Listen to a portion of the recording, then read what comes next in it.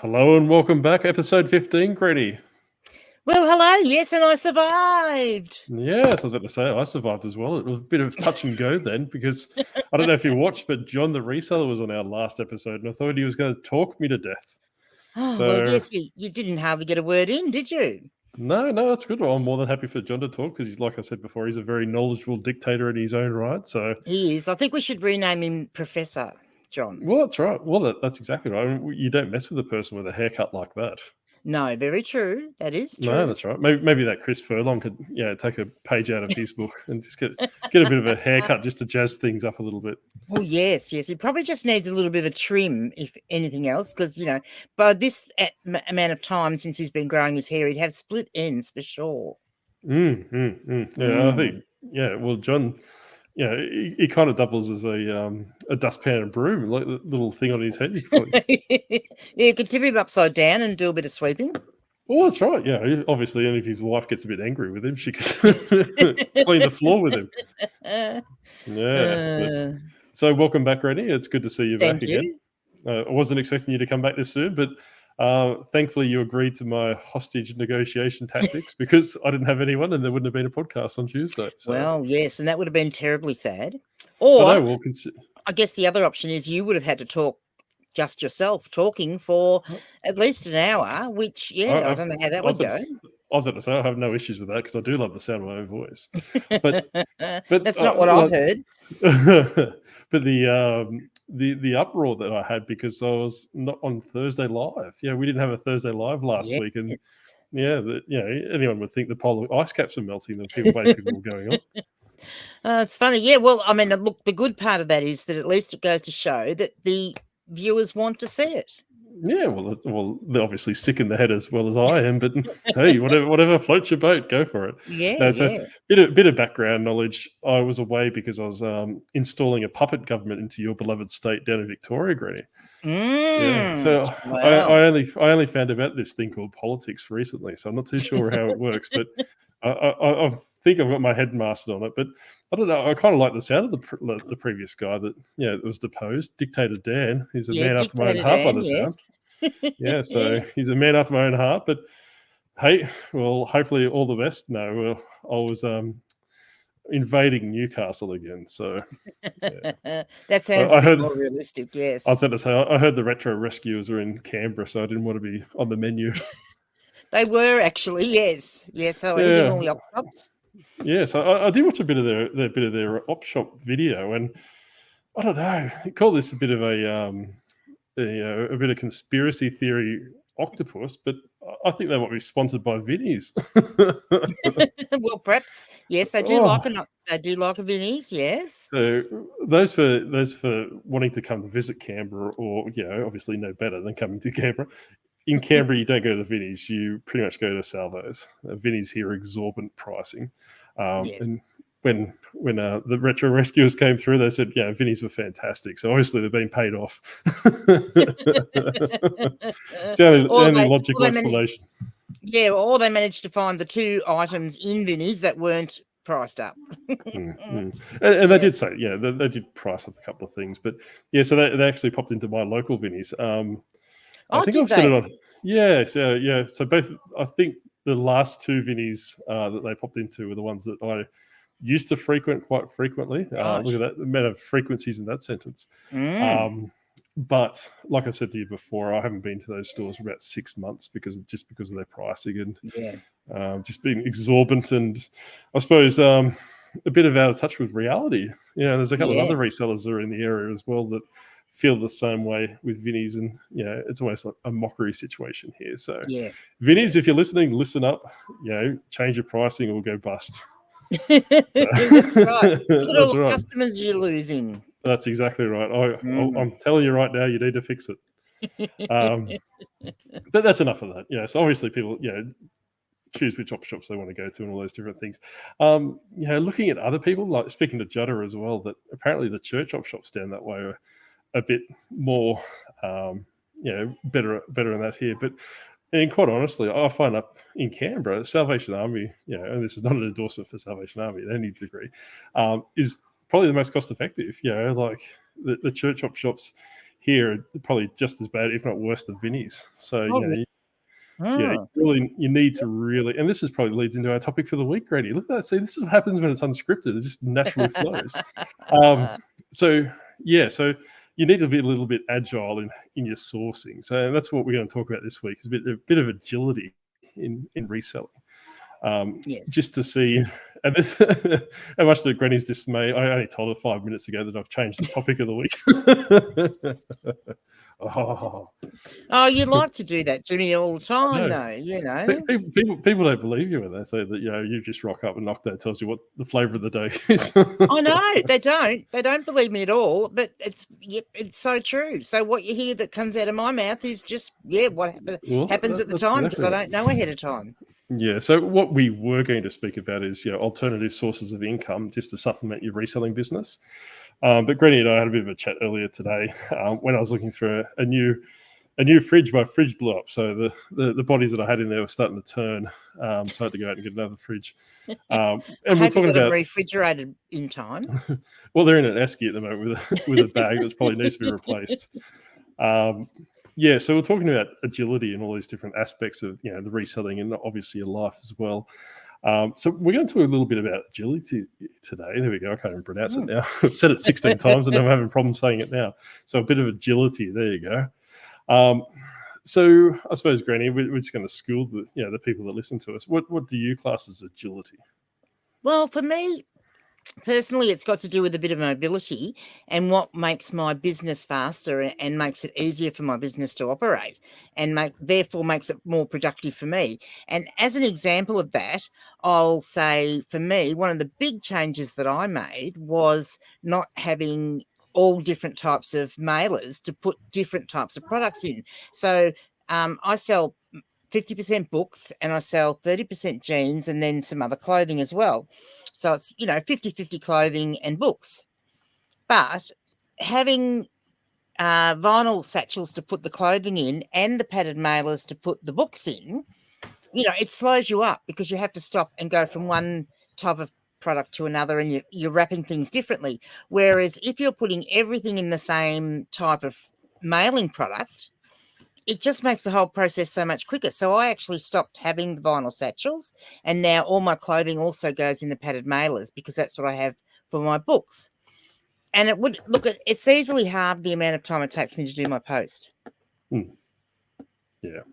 Yeah, and we've discussed this. I'm not too sure if we've discussed it on the channel before, but I've moved to a sourcing strategy where if it doesn't fit in Australia Post packaging, like the small, medium, large, extra large, it has to be very, very, very considerable profit margin for me to consider it. Yes. Because for the same reasons, just packaging, put it in a bag, put it in a box, and off it goes. It doesn't take long to think about it. So that's why I've kind of gone down that thing. The way that I see agility, right, is basically reacting to the market conditions. So where you're talking about postage and all those different things, the way I look at it is that, for example, what we were speaking about before is video games and DVDs. When I initially started reselling, I had a metric ton of video games. I'm down to about 15 or 20 listings of video games now by virtue of the market. And you always have to have that agility element. And what we were talking about before we went live was that, that I culled about 500 and 600 listings, which a lot of people know because I think it came up in the Facebook group. And it did smack my store around for a considerable amount of time. So probably about 5 to 6 weeks, maybe even 8 weeks, my store, took a very big nosedive. But then what I did is I fell into the trap of listing those games that I did have less at the market rate and almost set and forget. And it wasn't until I went for a second round of cleanup, obviously with the spring. I don't know if my screen keeps flashing or not. Change the different color contrast. Well, you get a bit lighter and then you get darker. I think it's the people outside trying to launch nuclear attacks at me. It's just all the flashes of the nuclear bombs. Yeah, it could be the reason, but that's all right. You'll have to persevere. Just have to maybe put your headphones in and just listen to my ears. I promise you, I'm not trying to hypnotize you. So I don't. You'll have to get you might have to get some sort of lighting to put in front of you so that it shines on you. Yeah, but the problem is because otherwise, because what it is, it's your camera is reacting to the variance in the light when you're moving. Yeah, because your head's pretty big, So when your head's moving, I'll have you know, just because you're more agile now that you've had your operation doesn't mean I won't come down there. Yeah, I think you need just a little light to put in front of you. Yeah, and I suppose that we normally record in the morning opposed to in the afternoon, so we're probably approaching on about 5 p.m. Well, no, it's just gone over 5 p.m. now, so yeah, like you said, the lighting's different to what we normally do. Yes, so, but I like the theory of just the bombs, the flashes of the bombs in the background. Yeah, it suits your metrics better, doesn't it? Well, that's right. Well, they're trying to obviously take out my octopus gun. I don't even know what arm I've got now. There we go. Oh, hang on. Oh, jeez. Yeah, just stay there. Stay there. Don't move. That's right. That's right. Yeah, don't move. Yeah, this is the problem we have. Yeah, all the American channels reckon that the reseller clickbait podcast is the worst one on YouTube. They haven't seen this one yet, have they? No, they have not. Yes, no, they have not. Well, they obviously haven't if they think that the other one's worse. No, that's right. Well, that's exactly. Well, they've got a third person now, so they're making some money by the sounds of it if they can afford a third person. Wow. We have to get a plastic skeleton dressed up as John the Reseller. That's all we can afford. No, that's right. Well, he's out in the Octo garden celebrating Halloween at the moment, so I don't think we'll be seeing him anytime soon. Very good. Oh, you've got your Halloween decorations up already then? Yeah, well, it's either that or a warning to anyone that comes across my property. You'll end up like this. I'll put a brush on your head and you look like John. But so do you just do static sort of displays, or do you have some noisy types of things in your display as well? I don't want to give it away because I was going to do a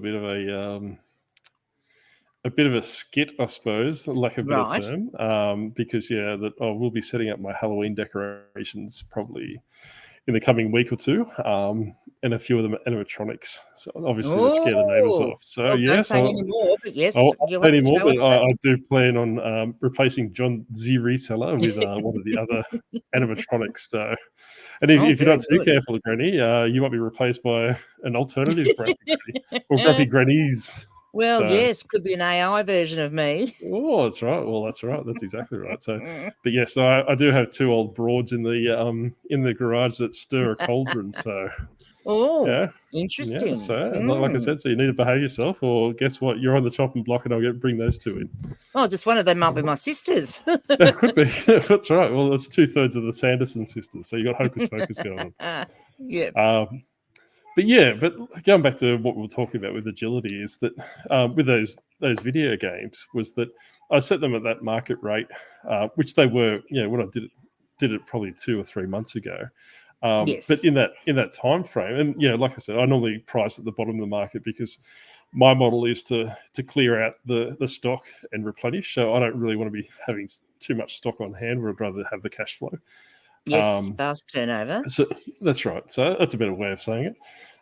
So I normally price not at the bottom of the market, but obviously, if I've got something that's like new or very good, I'll probably put it at that acceptable to good rate, that pricing for that scale, just to make it more attractive from that perspective. And like I said to you before, is that they weren't selling, so I went and double checked them last night as I was clearing out some more space in the Octo layer. And the price of these games have dropped anywhere between 25 to 50%. Right. So I had to go back and clear through them, and obviously cull another 15 or 20 out of the pile and just bring their prices down to what it is. Because I said to you before is that if it's under $15 or $20 with free postage, I've kind of gone away from that model now. I've shoved those off in a wholesale lot or a bulk order on Facebook Marketplace, just to get rid of them. And because it's not every buyer, but I do find, and a lot of people say this, a lot of the people that buy the lower end products, like your $10, $15, $20 items, majority of the times that you have issues with them. That's what I've found as well. Like I sell things into the hundreds of dollars, upwards of 1,000, and those people you don't hear from. They get the product, they're happy, and they disappear into the darkness. But the ones that the people that spend the least are the ones most likely to complain. Yeah, that's right. And I don't necessarily want to get a negative feedback on a $4.99 DVD with free shipping. Very true. I'd rather get a negative feedback on a $1,000 item. So, but checking that pricing on those, and that is part of, agility crosses a lot of different areas in reselling, and that's why it's so important, because you have to be able to pivot and change if you need to. And look, my antique and vintage books are probably a little bit different in that because they're rare. That's right. The price is static for a lot longer. You can, but then someone else, I still need to check every now and again because someone else might turn up with the same book. Because even though they're rare, they're not, they're not the only copy of that book. So that would then change things. So, yeah, you have to, not so much as I said with my books, but with everything else that I sell, you have to go with what the market says to go with to a certain extent. And I mean, look, condition plays a big part. I'm a big believer that condition plays a big part. So if you've got something that is, you look at the comps on eBay and you look and everyone else is in acceptable condition. If you've got that one that's in very good condition, yes, you can put it at the top of the market.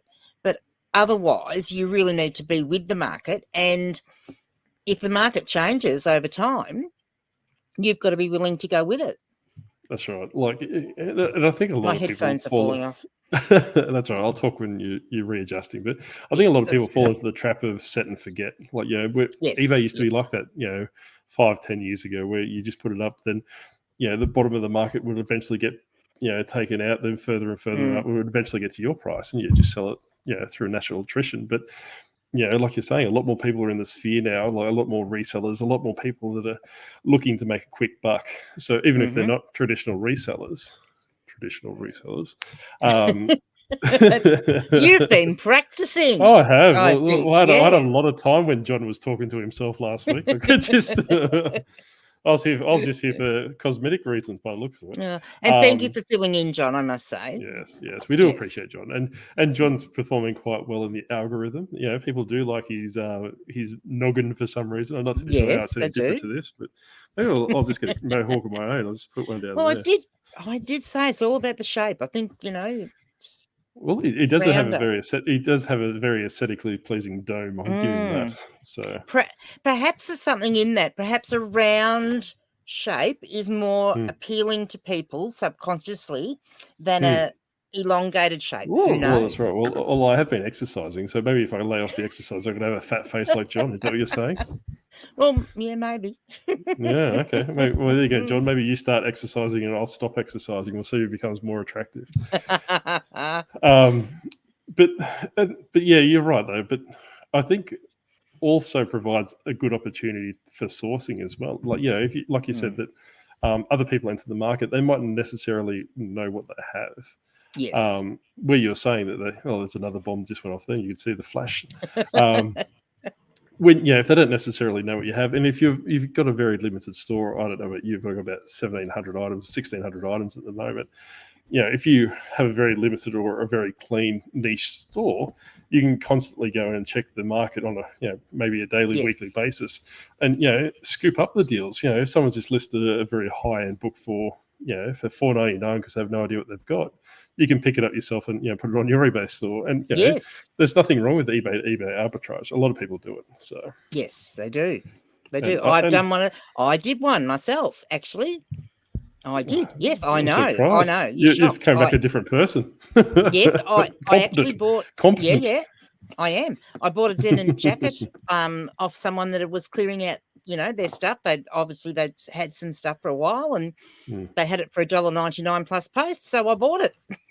No, that's right. Well, that's exactly right. Like, and I do the same. Like, we've talked about it before. As I collect a certain action figure line. These action figures sell out in under a minute, and Grady knows when I don't get one because I chuck a tantrum to her for the next 3 days. But what I find is that he's really disgruntled. That's right. Yeah, he'll have no fury like an octopus that doesn't get his toy. Exactly. But what I find is that people, are selling this product online on an auction, and I'm sweeping the figure up for the price I could get it at, at a more convenient time. So it's probably easier doing that. And like I said, that takes a bit of agility. Is that a lot of people just think that traditional op shops and Facebook Marketplace and all these different places are the one to source. But you start, especially in this kind of environment, you need to start sourcing. And we'll touch on this a bit later as well. Is you need to start selling in alternative markets as well. So eBay can't be just your only source of income. So Yeah, it's very good to have that backup plan, or not necessarily, I guess, a backup plan, but an alternate way of doing things, so that, should the time come where, I mean, look, none of us would want that, but like, you could get suspended on eBay, you could get banned off eBay. It's happened to people before. Something could happen to eBay and it's really not running very well. So what do you then do? Because if you're reliant on that as your income, you then need to pivot so that you can try and sell your stock somewhere else. And there are other platforms that, that's right. That it's worth investigating, at least knowing how to use them, so that when that situation arises, you're not going in blind. Because and we were speaking about it earlier, Granny. We talked about this a little bit at length as well, because we did see a Facebook post pop up yesterday in a Facebook group where, someone was looking at sourcing products and all these different things. But I think if it comes to that stage where eBay falls over or you become suspended and all these different things, it's almost like it's too late. Yes. Yeah, it's not too late in the sense that, everything's over, but you kind of need to be, not have your eggs in one basket, I suppose, like what you humans say. You probably want to be, either somewhat active on the alternative platforms, or like you said, that, have some sort of functioning knowledge. And even if that is going there and actually looking at it or buying one item off it, or maybe listing an item and seeing one thing and just seeing how it goes, so that you've actually got that physical awareness of it, and you're not, because that way, if you actually know how to list stuff on one of those alternate platforms, you can quickly, put up 20, 30, 40, 50 listings.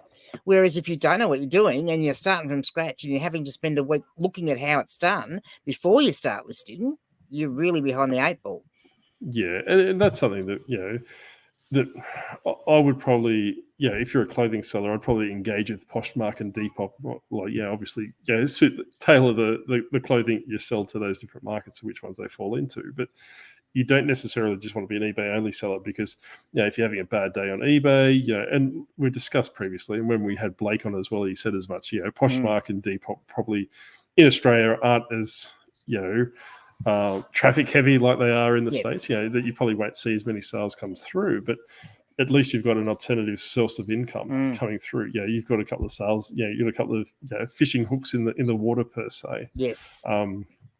Because you don't really want to localize your stuff for that. They do have listing. I think Blake uses a listing, cross-listing platform as well. And I know in the States they have cross-listing platforms, and I'm 90% sure that they've got them in the UK as well. But initially, I probably wouldn't use a cross-listing app. Like like you said before, is that you put you dip your tentacles in the water and just make sure that you've got an understanding how the platform works. Yes. Maybe sell a little bit of things, maybe 5 or 10 listings initially, and then work your way up and cross-list your store from there. But you need to have that knowledge. I think first is really, really important to actually understand the platform before you start using a cross-listing tool. I mean, look, for me personally, and I am looking into it at the moment of listing some stuff on an alternate platform, but I'll be listing stuff that I haven't got on eBay, and that is because I've got some stock that I think would probably go well on, say, Poshmark, or Depop maybe, but yes, I can still sell it on eBay, but I want to experiment with it. But until I'm comfortable with it, I don't want to get stuck if something sells on one platform and I forget somehow to take it down off the other platform. I want to make sure I've got all that stuff set up so that wouldn't occur. Yeah, and that's right. Like, and you probably have to weigh up the different platforms to see what the harsher penalty is. If you cancel on Poshmark, it might only smack you for a little bit, but if you do the same on eBay, it might knock you for 6, and obviously it plays your trap, all these different things. So Exactly. But these are the things you learn through osmosis, right? So like you said, if you list a couple of things, then you sell it, then you're like, oh crap, I sold it on eBay and Poshmark. You already know what's going to happen on eBay. You might as well have a crack at Poshmark and see what they do to you as well. So exactly, so that's something you could do. But I think a lot of people get geared down by just like selling on eBay, because a lot of granted they are eBay reselling Facebook pages that we delve into, but it might be worth looking at Catch of the Day or Amazon or Depop and Poshmark, and all these different platforms, Gumtree, Facebook Marketplace. There's all these different things. And if there are a bad buy, which everyone makes bad buys except for the octopus, because I never do, because yes, okay. it might be a case of bundling all up your bad buys and putting it back on Facebook Marketplace. Put in what the auction professor does, for example, put one gem mint item in there. Look, it's really shiny. Then bundle it with your crap, so that then go from that way. So you're clearing it your crap at the same time as and you're kind of dangling a carrot with something that's attractive to collectors or to people that want to resell it. And that's what I did with my video game lot that I did yesterday. I put like a $40 or $50 game in there, and just a whole bunch of crappy DS games and everything in between. Flogged it off for $200. I would have been hard pressed getting $50 or $60 without that game in it. So it's almost like a psychological effect. So so like I said, I'm happy to do that, and that's something you probably need to look at. We're in Q4 now. Today's the first official day of Q4. It is. So we are inching ourselves closer to Christmas, and by all means, if you haven't got anything listed, obviously, I think Mel back from Burnout talked about a Folio Society books that she found in the death pile last week. If you've got anything like that in your death piles, bring it to the top. Start listing like crazy, because Greenie and I were talking about before is that Q4 is the time of the year that a lot of your stuff that you probably wouldn't sell any other time of the year starts clearing out. So looking at that as especially those like collectible type things that people might be going to buy someone for a gift, and it's only during that holiday giving season that they actually buy something for that person. So there's so many extra sales are possible and probable during Q4. Well, that's exactly right. And like you're saying is that people, they're almost willing to splurge a little bit. So you could probably the big ticket items, and don't be afraid to push the value up and look for things that are in demand but hard to come across. Like retail arbitrage, and that's another agility thing. Is that if you and I'm not endorsing it because it can be quite volatile. If you're looking for a product that if you've got young kids, for example, if they're raving about like Grumpy Granny's roller set that they want for their hair, and that you're finding that they're constantly harassing you for these different things, start sourcing those or start looking into that product line. That don't limit yourself, especially if you're an everything seller. Don't limit yourself to things that and I'd be very, very, very, very cautious of DVDs and video games. And I'm probably going to get some backlash in the comments. And by all means, tell me how right I am. But what I find is that, you find a lot of people that just delve into the DVDs and the video games and that. But to me, that's the entry level of reselling, right? Because it's easy. They've generally got some money associated with them. And like I was saying previously, is that I used to source video games almost exclusively on Facebook Marketplace. I used to get massive deals come in every week. I had like an exorbitant amount of video games. But those video game deals have dried up and almost became like Facebook Marketplace has become a dumping ground for resellers. I think one of the people in the commented in a Facebook group the other day that doing deals down under and Facebook Marketplace and Gumtree and all those different things are a dumping ground for resellers. And I find that I agree with that statement. I'm finding that more and more lately. Absolutely. And I quite agree. And even Facebook Marketplace, I know for me around here, I can tell it's either people that are resellers, but they're selling on Facebook Marketplace, or it's the bulk lots that you can get. Unfortunately, when you get a close up look at them, or they might look okay in the pictures, and you contact the owner and say, can you tell me a bit more what's in there and give me some more pictures? And when you look at it, it's all the stuff that they can't sell on eBay or, some other platform. And so they're doing a bulk deal on Facebook Marketplace. It makes it very, very hard. And that, I suppose it leads back into our agility thing as well, is that, and this is contradictory to what I just said a couple of minutes ago, is that, but because they couldn't sell it doesn't necessarily mean that you can't sell it, right? So I had the same thing. I actually came across those miniature, like kind of Dungeons and Dragons or Warhammer miniatures, that they're just kind of some obscure brand, some obscure game. I bought two big boxes full of like probably about close to 800 pieces for $400. And this guy had a store that, he closed down because he couldn't sell them. They're long tail items. I paid $400 initially. I think I went to about 5 or 6, 7 grand, and I've still got half of them left. That's great.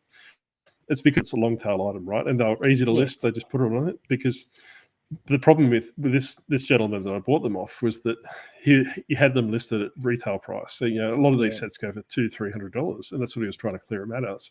Where I'm the opposite. I'm clearing them out at $125, and obviously all the way down to $10 to $15 plus postage. And they're moving quite quickly. So, it's just that, like I said, learning the niche and all these different things. That if you come across 800 or 1,000 pieces of it, do some basic research and see if you can make it profitable. But do you think that's one of the biggest mistakes I think resellers make? I mean, this is what I think personally anyway, when it comes to pricing, especially if they've got a product that is new in packaging or new with tags, they think that it is new and that they can sell it for a new price. And most of the time you can't. Unless you've got... no. And if you've got a store that's selling new stuff, yes. But if you're actually a reseller and you're picking stuff up, say garage sales or thrift shops, and you're getting stuff that's new with tags, you cannot sell it for the same price that a retailer is selling it for. Yeah. So I suppose I'll agree with you in principle, but I'll put some caveats on it, right?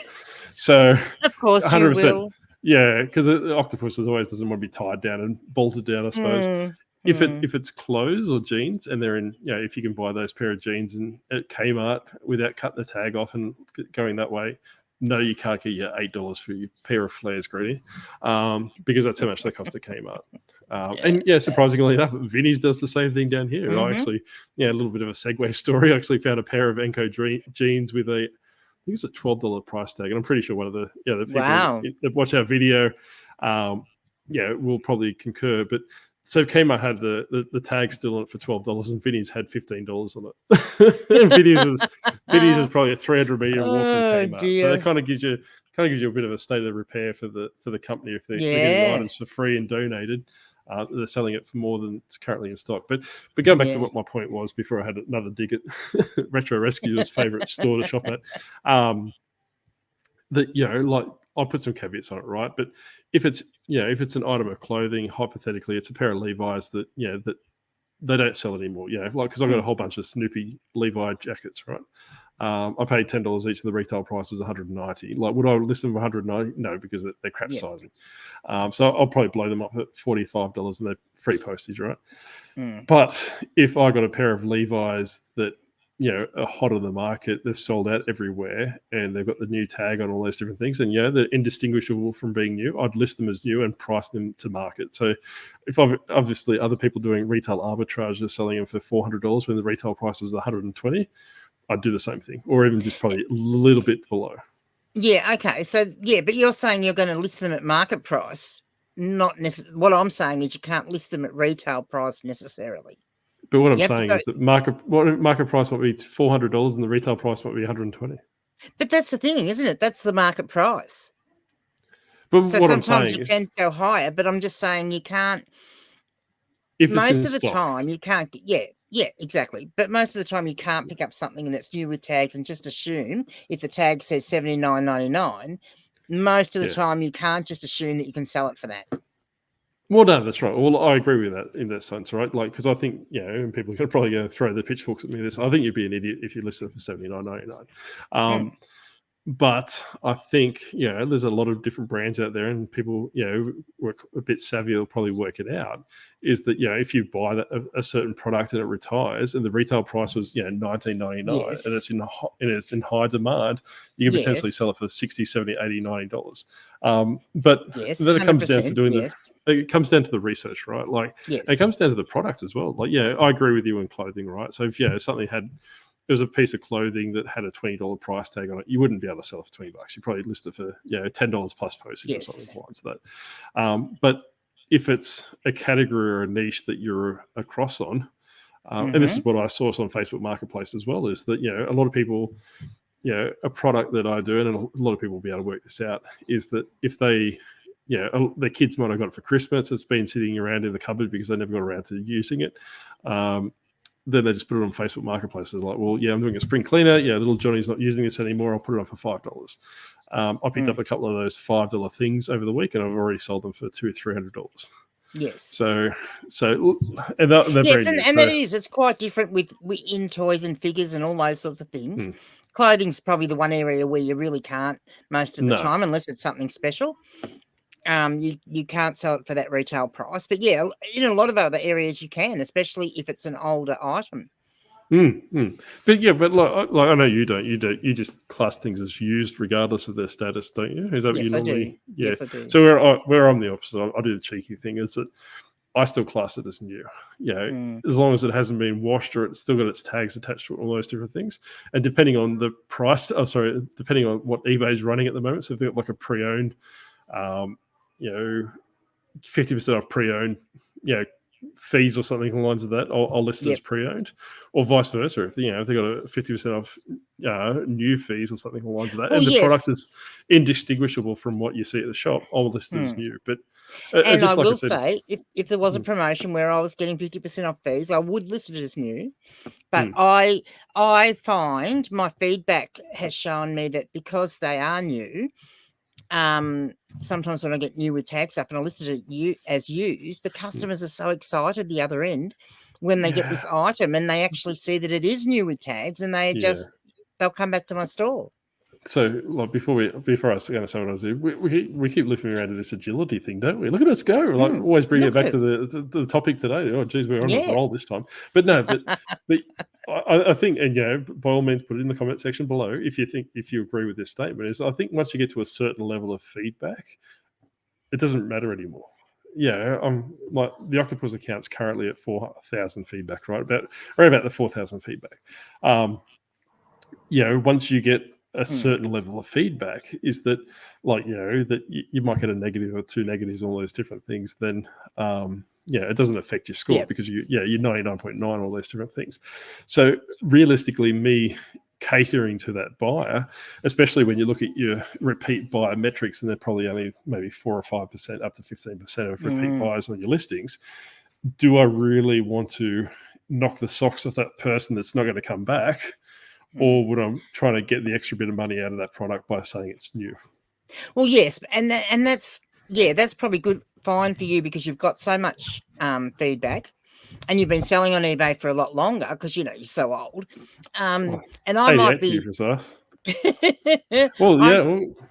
Well, I was going to say I'm 99, but I mean, realistically, as far as selling on eBay, I'm still a baby. Like I've only just been doing it for like 18 months, so I haven't been doing it for that long. So, and whilst I have got a lot of good feedback, I'm certainly not at that level. Yeah.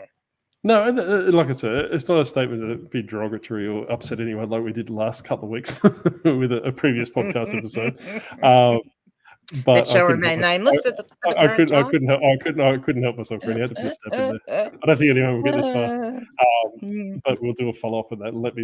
We will definitely be doing a follow up on that. Let me tell you. Now it's a lot spicier than you think it would be. Yes. However, and before I go into it, October's the month of the Octopus. By all means, send us your donuts if you want. So, I've lost my train of thought now. Yeah, but. I think I've lost it. Yeah, I got excited about it. You've completely lost it, haven't you? Yeah. What were we talking about? What were we taking?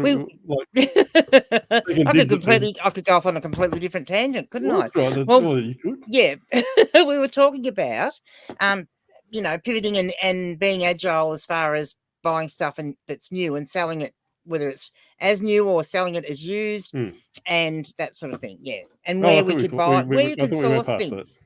Yeah, well, we were sort of on the tail end of it, weren't we? Yeah, I think we were. I think we did. I think you made another point that I wanted to talk about, but I can't remember what it was. There's something that me putting in the feedback. That's right, Granny. The feedback. That's where we were. That's yes, right. We forget what I'm doing. But like I said, it's not. Stop your tentacles floating around everywhere. Well, like I said, having 9 brains obviously doesn't work all the time. But like I said, it wasn't derogatory to anyone that has lower feedback. And like you said, once you get to that certain threshold, and I'm not going to distinguish a figure because that figure is different for everyone. Like depending on what niche you sell in. Like if you're in the ephemera, you might have a lower threshold for that feedback before people start trusting you. Or On the flip side, if you're into a very high profit, like Rolex watches or something along that, you probably want to have like thousands and thousands of feedback just for that reassurance. And they'd all want to be 100% positive too. That's exactly right. Yeah, best fake Rolex I've ever seen. That's my favorite feedback that I had.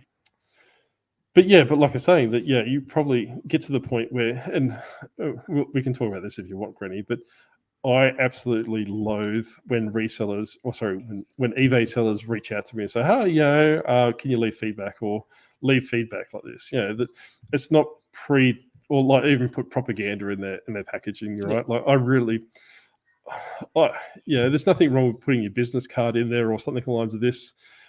Just saying, thanks for the purchase, and leave it at that, because like obviously that shouldn't be enough to prompt the person to leave feedback if they do.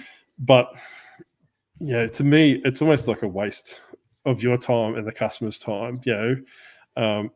Providing messages and saying, please leave feedback or something. And this is the messages I've been getting in the last week. There's no hi, Mr. Octopus.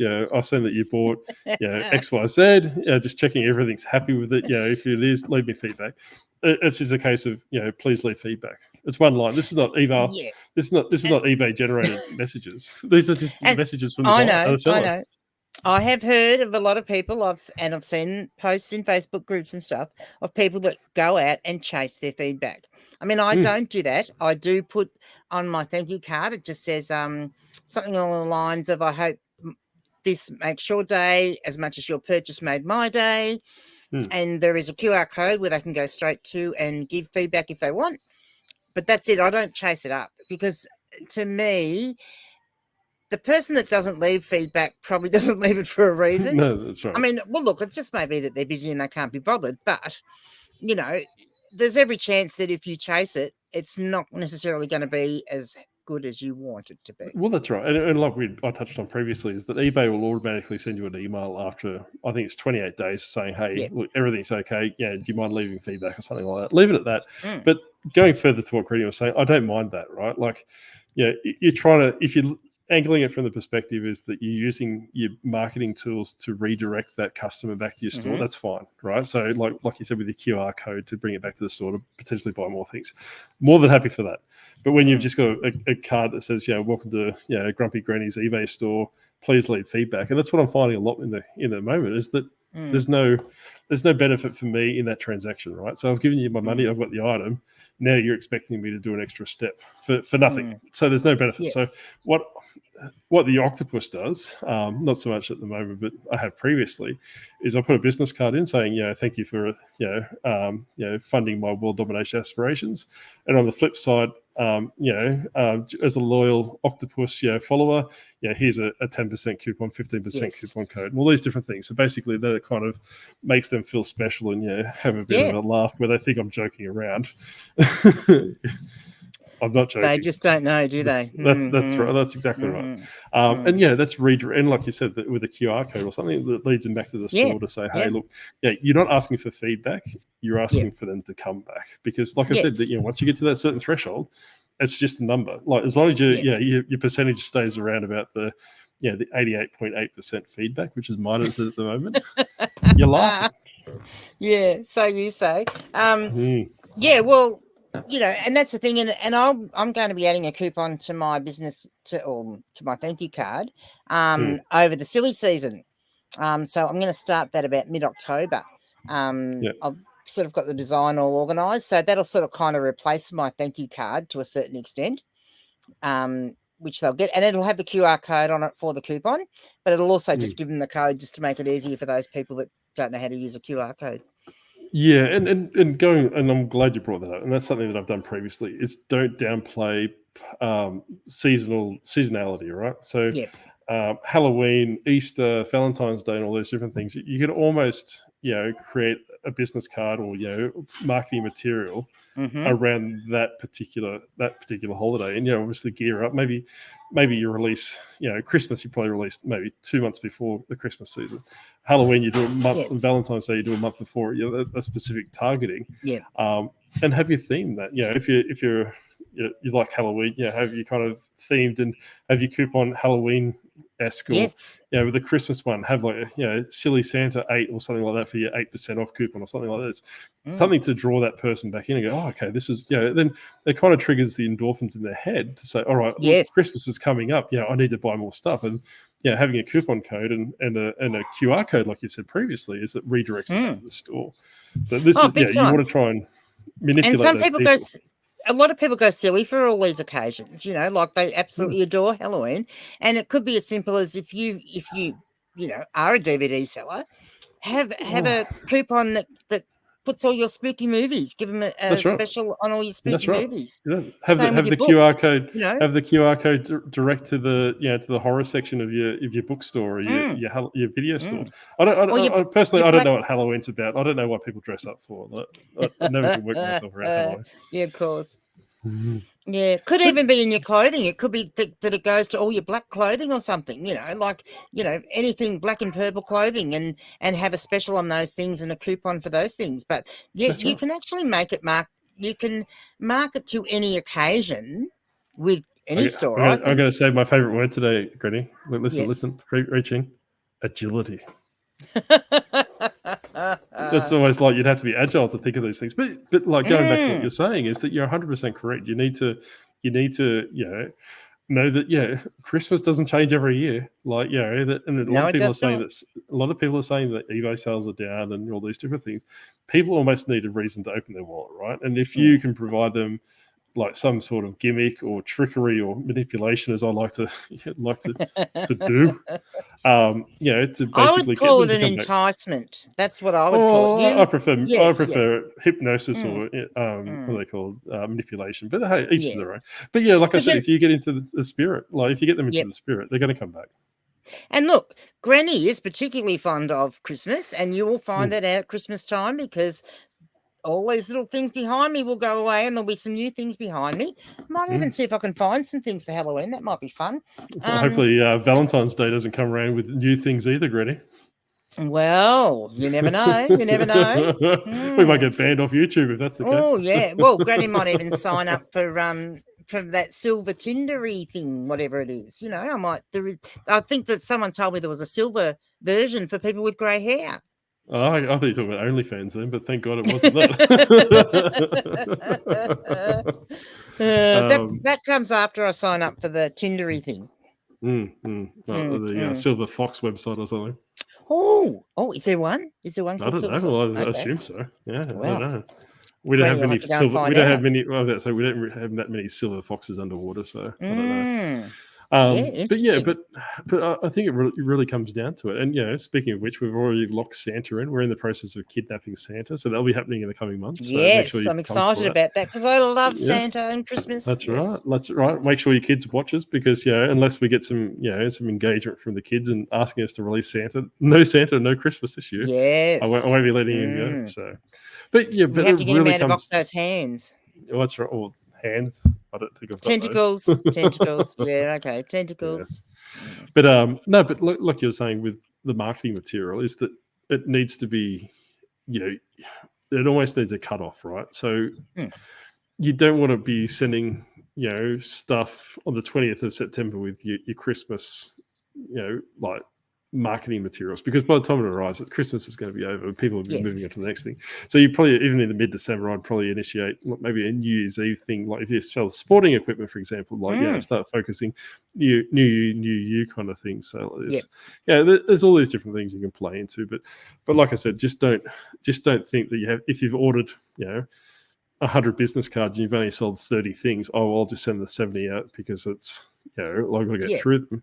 You kind of lose the element. By all means, you could probably flick it around to next year. You can always press pause on the coupon so you don't lose the coupon code and just reactivate it next period. So there's all these different things. And like you're saying, is going back to the word of the week, proudly sponsored by Sesame Street, is that, you just need to be constantly being agile and looking at all the different facets of your eBay store because, or reselling business. But I find a lot of people that say that sales are down, all these different things, and then I can guarantee if you speak to them that they wouldn't have tried anything that we've actually spoke about now. Look, it's very hard to explain it to some people, because one of the key things that we often hear, and I'm a big proponent of it myself, is consistency. So, they talk about if you are consistent with your listings and, consistent getting your post out in time and all those sorts of things, that your eBay store will be successful and it will grow.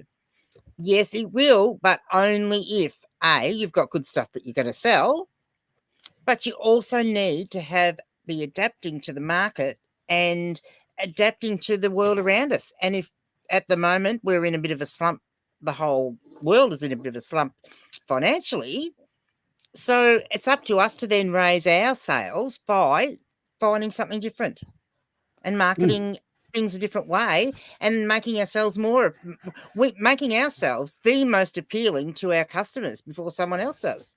Yeah, and I know a lot of other YouTubers have talked about this as well, so we're only retreading on worn ground. But I've almost got to the point where, and I think Mel said it as well, is that she's not sourcing any new stock. And I'm the same kind of thing as well. Like I'll source the stuff that I know I can sell quite quickly for the Christmas season.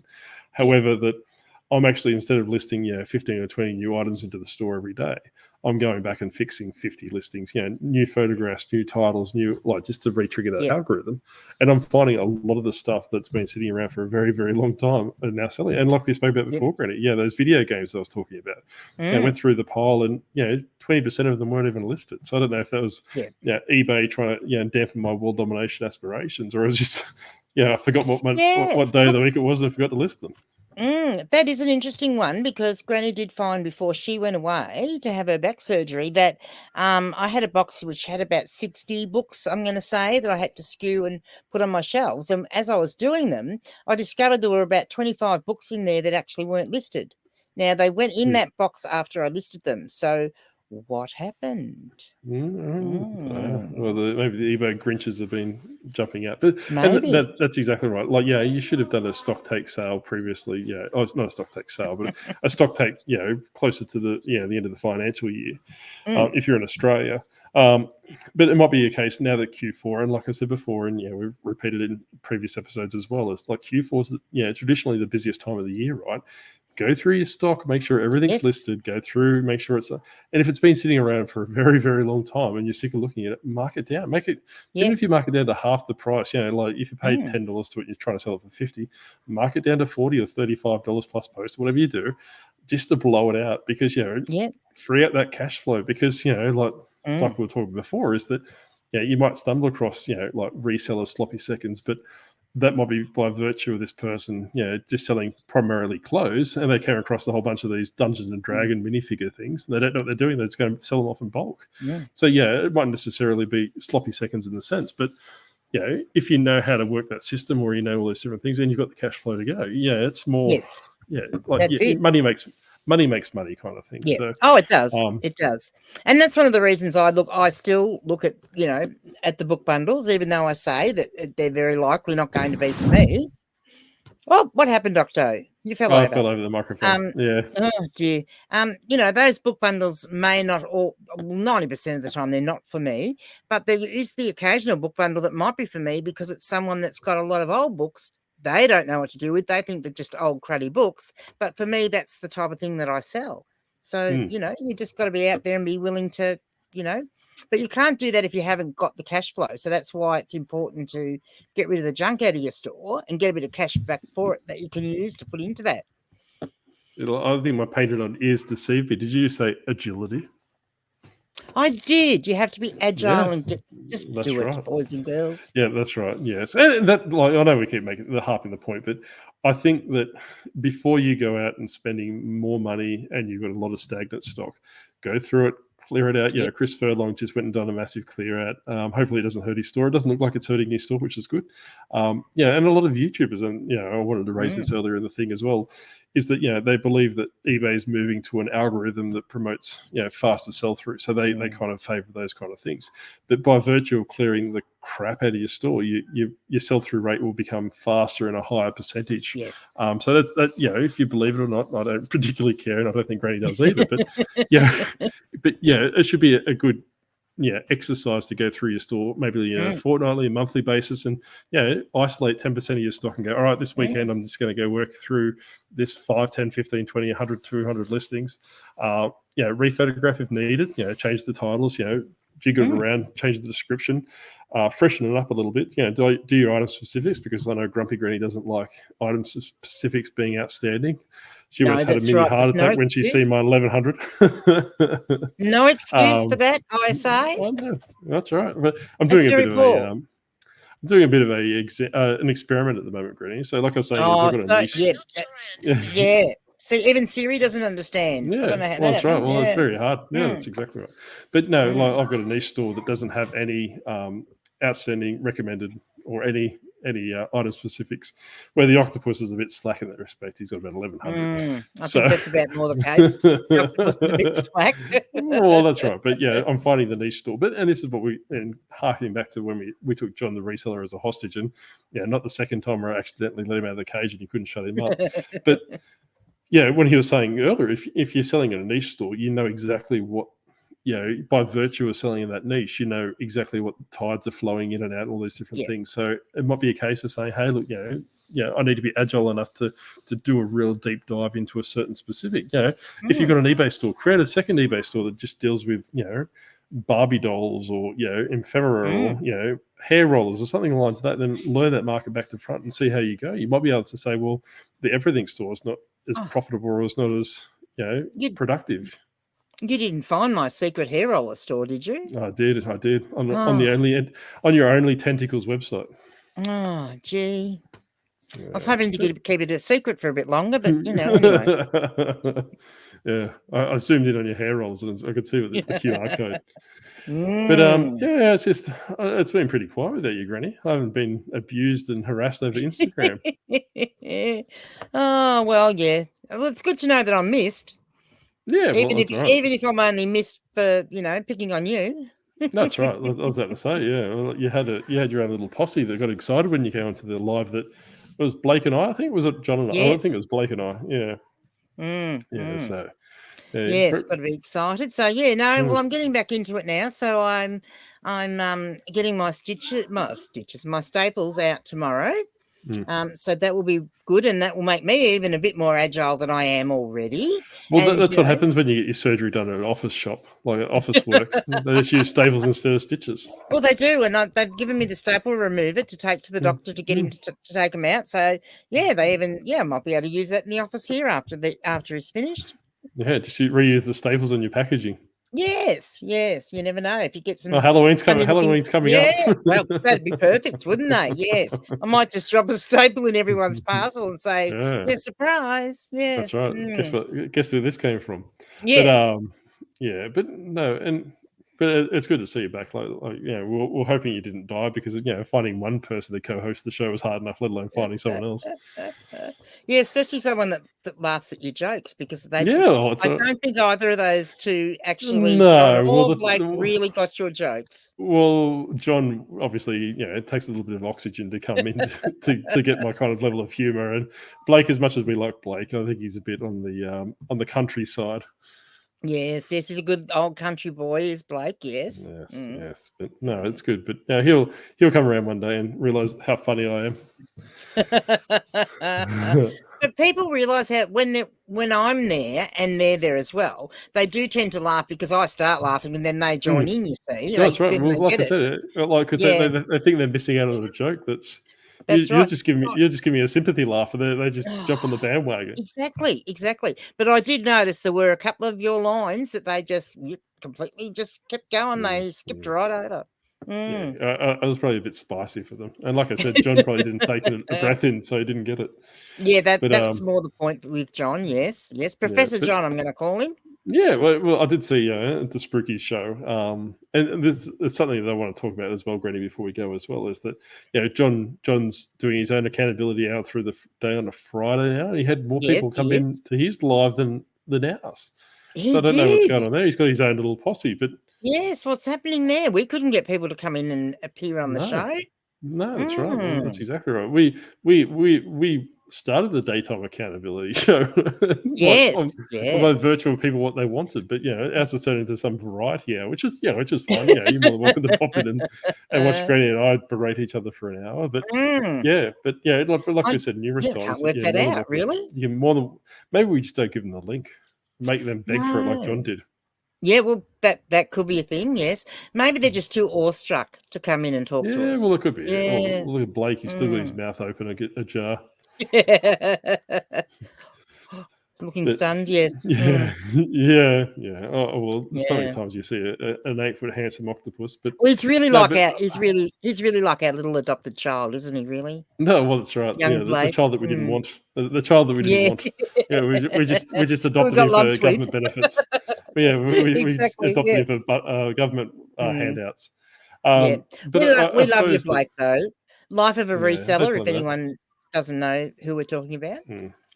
Although that moustache really does need to go.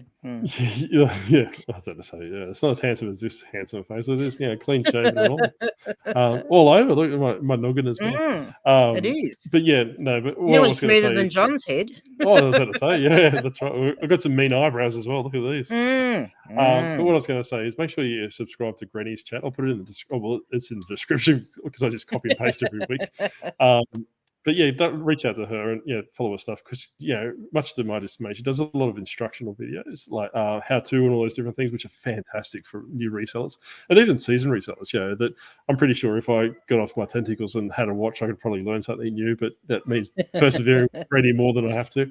I will say I did have a little laugh this morning because a comment came through on one of my videos, and it was from Paul Lowry, who we know is a bit of a tech head himself and into website design and all that sort of stuff, and commented on how fantastic the content was apart from the Comic Sans font that I used. That's why we can have nice things, Granny.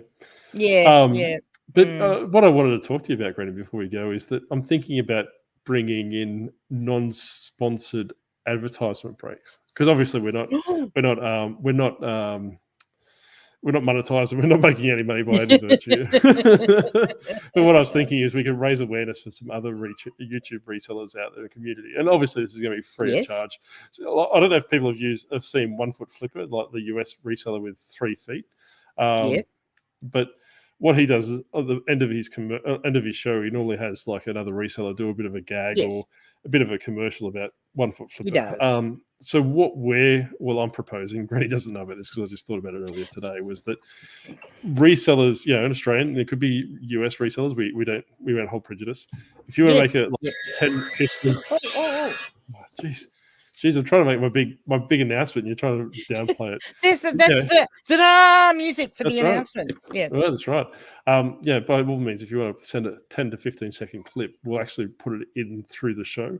So then it'll actually promote other YouTubers completely free of charge. The only caveat we do is that we are somewhat of a family-friendly podcast. So make sure there's no swearing or anything. By all means, you can do subliminal messaging and all those different things, and like adult Shrek jokes, I suppose you could probably class them that way. Outright foul language. Yeah, that's right. Yes. So by all means, and what we'll do is we'll actually insert them into different parts of the podcast, like you would like if you had YouTube. Free YouTube and all those different things. Like I said, completely free, like all those different things. And it gives you a platform for 10 to 15 seconds to promote yourself.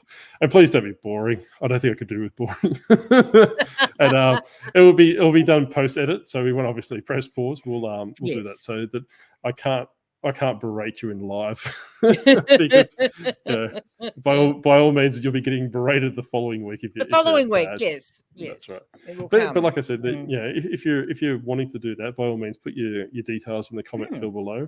Make sure you subscribe because don't reach us. That's the caveat. You must be subscribed. Well, that's right. Don't reach out to us trying to build your subscriber base if you haven't subscribed. But we are Australia's class the best and worst reselling podcast. I think we're the only one, aren't we? I really don't know of anyone. Yeah, pretty much. I think other people have talked about it, and we do get some views, right? So we're normally float about between 350 to 500 views every week. So there is that little bit of people that are saddest and got a bit of Stockholm syndrome that come and tune into us. But it'd be great if we could just, like I said, that have like a little commercial that runs every 20 minutes, every 25 minutes. We're not going to oversaturate with it. We'll probably start off with maybe 2 or 3. Yeah, just put 2 or 3 through. Yeah. Then what we'll do is we'll do something like eBay. We'll charge promoted listings, and we'll start charging them 40, 50%. We'll get nefarious.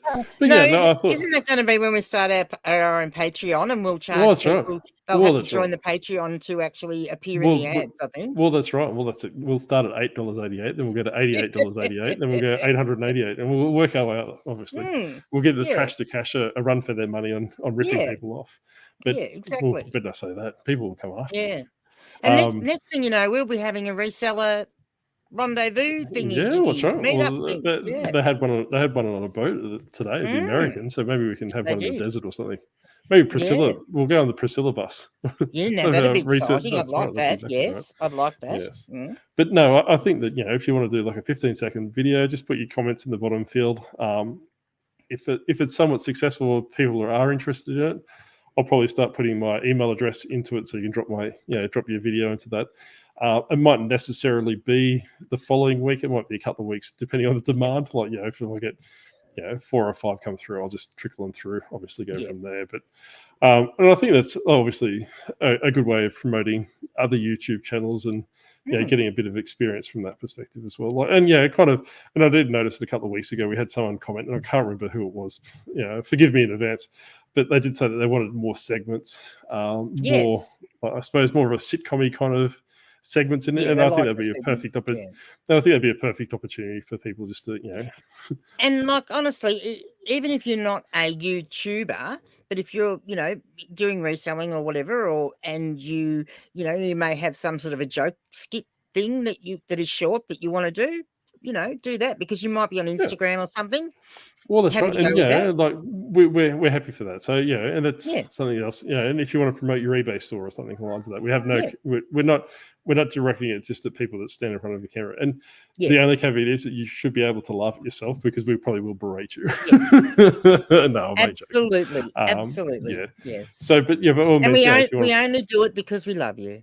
Yeah, well, I don't know about that. Depends how bad they are. If they are aesthetically pleasing, maybe we do like them. I think that if you want to, we might start off with a YouTube and then another person with an eBay store, and by all means, punch those through. Tell us below in the comment field if you want something like that. And like I said, it could be Australian, it could be American, US. It doesn't matter where you're from. We'll put you in the video. The only caveat is that make sure it's family friendly. Yes. And we'll put you in it probably every 20-minute mark. I think we'll put one in. And the reason we say that, boys and girls, is because some of Grumpy Granny's fans are quite young. Oh, really? Okay, maybe they're grandma syndrome. Well, yes, I have Ashton in particular, who's one of my little fans, and he takes my videos to shows them to school, and he's at primary school still. So we've just got to be nice. Yeah, poor Ashton. Yes. Well, you better reach out to him and tell him that the octopus is going to kidnap Santa, so you better behave. But I think you never know. Ashton wants to do a duet with Grumpy Granny, so you just never know what might happen in the future. No, obviously this kid needs psychiatric help from a very early age. By the sounds of it.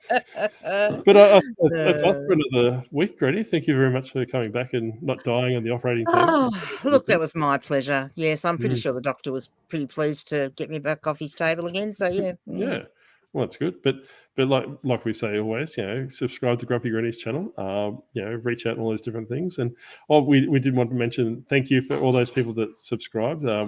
Chris Furlong's charity show's wrapped up for another year, so we did put a donation in behalf of that. So by all means, reach out to Chris if you still want to help in that respect. He still takes donations and redirects you to the Backpack for Kids website. So. It can help. It's a worthwhile cause. And if you haven't already, subscribed to Chris Furlong, give him a sub as well. But I won't put his details in the description box because that's too much effort. But by all means, it's not harder to find. But if you haven't already subscribed, make sure you subscribe, and we'll see you next week. We will. Cool. All right, Freddie. Bye. All right. Bye. Bye. All right, so we're going to try and end the meeting.